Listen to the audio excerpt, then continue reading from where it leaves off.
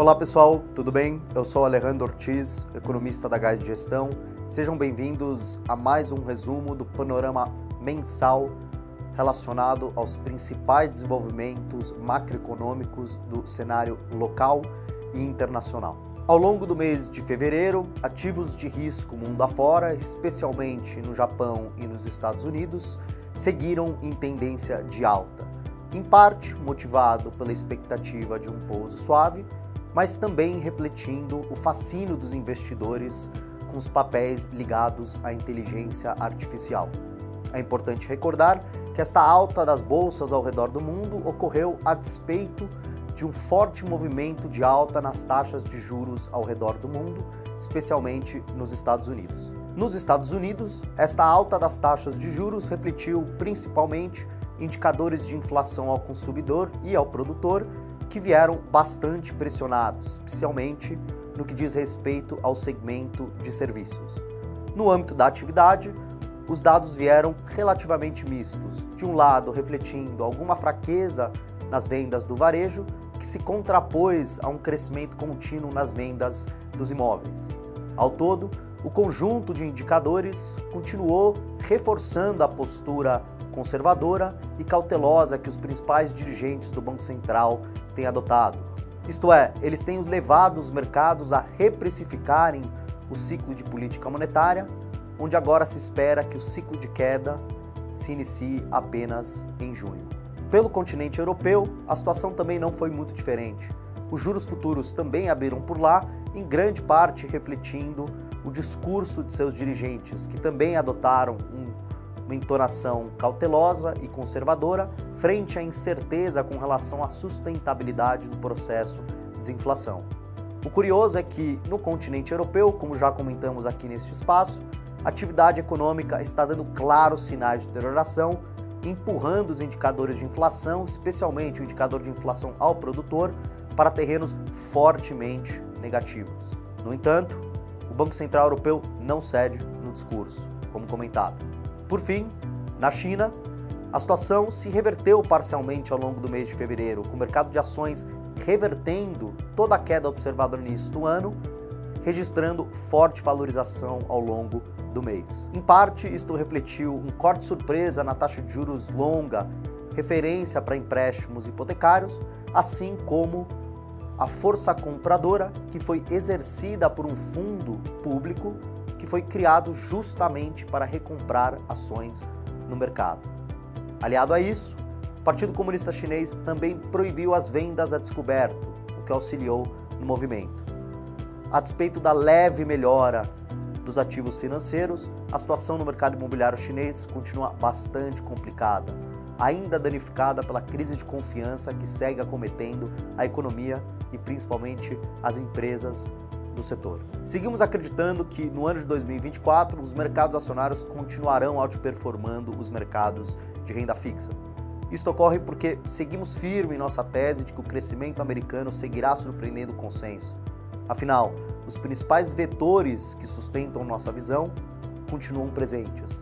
A dizer, seguimos antevendo uma expansão vigorosa da renda dos consumidores, aliado à expansão nos preços ativos que segue promovendo o efeito riqueza positivo, conjuntamente com o déficit fiscal recorde, que continua colocando também um viés positivo para o crescimento americano. Domesticamente, os mercados seguiram sem força. A Bolsa de Valores subiu apenas 1%, o dólar se apreciou próximo de 0,60% e os juros futuros, assim como no exterior, também seguiram em tendência de alta. Aliás, é justamente a alta dos juros externos que continua proporcionando uma pressão altista sobre os juros domésticos, limitando os ganhos financeiros nos demais mercados locais. No limite, entendemos que o mercado local segue quase que totalmente à mercê da dinâmica dos juros internacionais. Entretanto, isso não quer dizer que não tivemos desenvolvimentos importantes no âmbito da inflação, da atividade econômica e da política. Com relação à inflação, os indicadores mais recentes têm apresentado alguma deterioração na margem, especialmente no que diz respeito ao setor de serviços, que segue com uma inflação de viés de alta, justamente por conta das condições apertadas no mercado de trabalho e alguma aceleração na ponta nos salários observados. No âmbito da atividade, o PIB do último trimestre ficou estável, confirmando o crescimento de 2,9% no acumulado de 2023. Como foi boa parte do caso ao longo do ano passado, esse crescimento foi liderado tanto pelo consumo quanto pelas exportações. Este conjunto de indicadores de atividade e inflação pouco alteraram o panorama da política monetária. Isto é, diante da divulgação desses dados, nada mudou.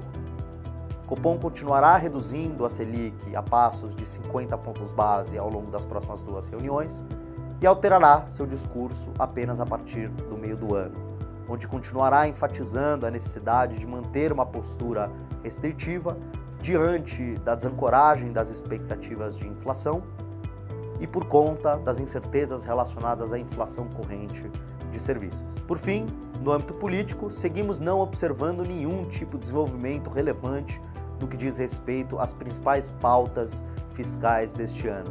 Isto é, as negociações em torno da remuneração da folha de pagamentos e da extinção do PERSE seguiram travadas.